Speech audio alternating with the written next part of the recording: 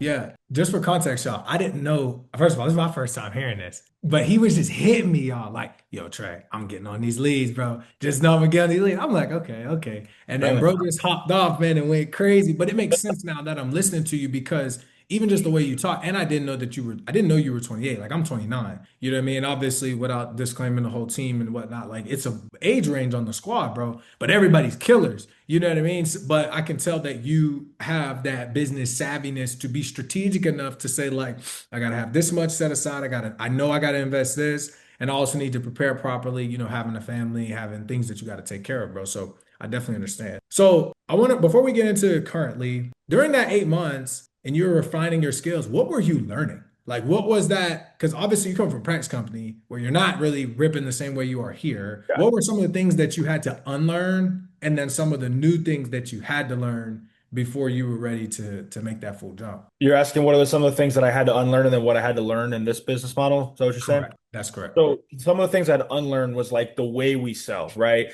And theirs is more like crusade driven, which when I say crusade driven, I mean like they're selling financial, legacy. We're selling you legacy, right? We're going to sell you a huge term policy, a huge IUL policy. And I Mm. believe in life insurance. I have a lot of life insurance personally, but if you're selling a 65-year-old granny, she ain't going to get no $500,000 life insurance policy. Some people want legacy, but not everybody can afford legacy, bro. They need to have their final expenses covered, right?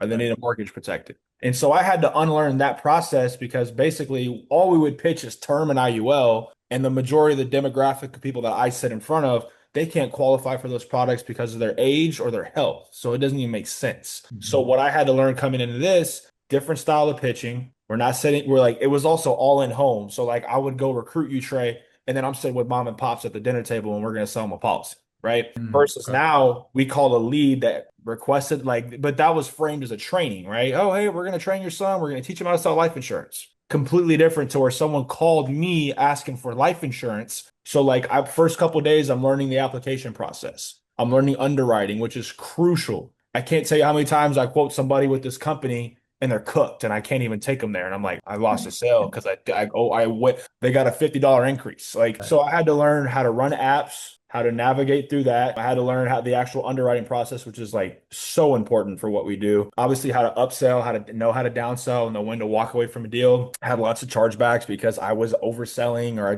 someone you're like, I think I can afford it. I was like, well, okay, yeah, we'll get this in place for you. It's like, nah, bro, you got to learn when to walk away. And so, yeah, I guess I learned the entire sales process. It's a lot different. And I just learned like the final expense market. And I was like, okay, now I know how to actually make money. Yeah, dude, 100%, bro. I want to break a few of those things down. You talked about underwriting. What are three quick key points that you'd give to any agent for like being able to get really good at underwriting? I think you should ask your upline, right?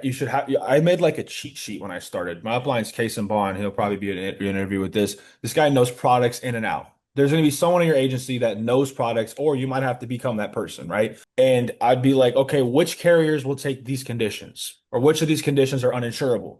And I would make a cheat sheet, like Americo. They say this, and this. Corbridge, this, and that. Transamerica, Ethos, Mhm. Chubb. Like we would just go down the list, and I'd be like, okay. I started learning, but then eventually, like you start learning. I never learned about the prescriptions. Like I'm not there yet, but basically, I kind of learn in different case scenarios. The best way to do it though is just to go out there and try to like run the appointment. If someone's Mhm. like, "I got daily insulin," you think you're going to quote them a certain company, and then you find out they don't take it. Well, that's a learning experience because you could lose a sale. You know what I'm saying? Right. But like main tip would just be you just got to go out there and do it. But you also probably should leverage your upline and while you're on the sit or have them like make you like a cheat sheet. That's what I did. No, I love that. I love that, bro. And I love the fact that you said taking action is the most important thing because at the end of the day, you can sit here and look at a cheat sheet and do 50,000 things, but until you get the rep and you fumble it and you're like, okay, I'm not going to do that, then you learn and then you go from there. Second thing you mentioned, upsell, downsell. Walk me through what is your process on that? Like, when do you know when to upsell? When do you know when to downsell? And how are you doing that with your clients? So let's say I'm downselling. Downselling's a lot. I feel like it's a little simpler because let's say I'm downselling somebody. They're unsure. They're like, does this sound comfortable for you? Yeah, I think so. Yeah, I can do that. That you can feel the uncertainty, and uncertainty creates chargeback, right? There can also Mhm. be someone that sounds super certain they still charge back, but like if you feel the uncertainty, you need to address it and you need to be like, hey, look, here's what I want to make sure we can do. I want to make sure we get you some life insurance, but I want to make sure we can help you keep your life insurance. because other way it's not going to do you any good. It's not going to do your daughter, whoever your beneficiaries are, any good, and it won't be good for me either, right? So why don't we do this? Why don't we start off with, whatever the entry level option is for 5,000. That way we cover X, Y, and Z, get your foot in the door. Later on, if you need to add coverage, it's as simple as calling me as your agent, and then we work up some additional coverage for you. Okay. So what we'll do is we'll get you approved for this option. Is this comfortable for you? Okay, that's more feasible. Awesome. I don't want to take any food off the table, right? Whatever. Or I'll be like, if you get a flat tire, I don't want you to come down the fork in the road where you got to choose your tire or your life insurance. I want to make sure you fit that in your budget no matter what, right? So that's probably how I would downsell. Upselling, I just learned this recently, bro. I've been upselling more, is I get them approved. I figure out what their options are. I get all the information first, so that way I secure the sell. And then once I get them approval, I'll be like, hey, look, Trey, good news, bad news, right?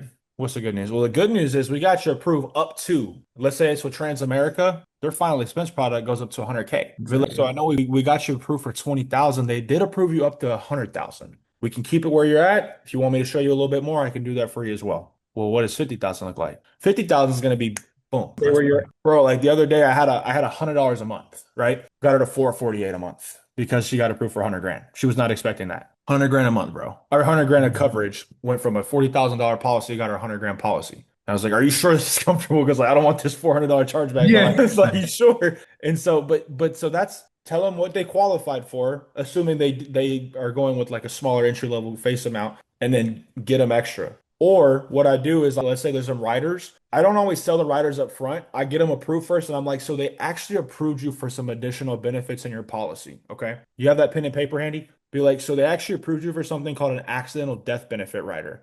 What this does is this takes this 20,000 to 40,000 in the case you die in an accident. Obviously, if you die from natural causes, it'll stay the same, but this is an extra layer of protection. I was like, I'll show you what that looks like if you're to add it on. It's going to be an extra $7, taking you to 92.81. I was like, do you want to add that on, or do you want to keep it off? Let's go ahead and add that on. Boom. Simple as that. Facts. Bro, that's fire. That's fire, bro. For anybody that's running that back, you got to run the whole sequence back because the downsell is saucy. The upsell is even saucier, bro. Just because the reality of the situation is like you're controlling the narrative and you've already done everything's already done. They don't feel no pressure. You're not upselling them before they're approved. You're doing it after. And the trust is through. You've already congratulations, the whole 9 yards. So definitely take that as a nugget, bro. Dude, that's fire, bro. That's fire. So one of the things that I think is really important in the way that you kind of work is like, bro, you're constantly working leads. So now I want to get into like the nitty gritty of the schedule. Before we do that though, because we ain't even asked like, that first full month, what did you issue? What did you write in your first month, bro? Like last month? Yeah, yeah, yeah. So the issuing is still being determined because obviously, like a lot, like I can't. I mean, I'm sure I'll issue at least 50K, right? But I submitted 62K or 64K actually, 64K issue. Or I'm still learning the terms, bro. I'm just going out there and selling. But I Yeah, you're good. submitted 64K. I mean, I've already made like 19,000 this month, so I mean, it's the 13th of the month, and like, I mean, we're doing good, bro. So I would estimate I'll probably IP about 40 to 50K this month. Yeah. Yeah, yeah. Yeah. Well, they had to hear that before we get into nitty Mhm. gritty. It's safe to say, I'm telling y'all, this dude came out like I pulled up on him when I met him. I said, hey, was texting everybody in the agency, like, yo, this boy raw.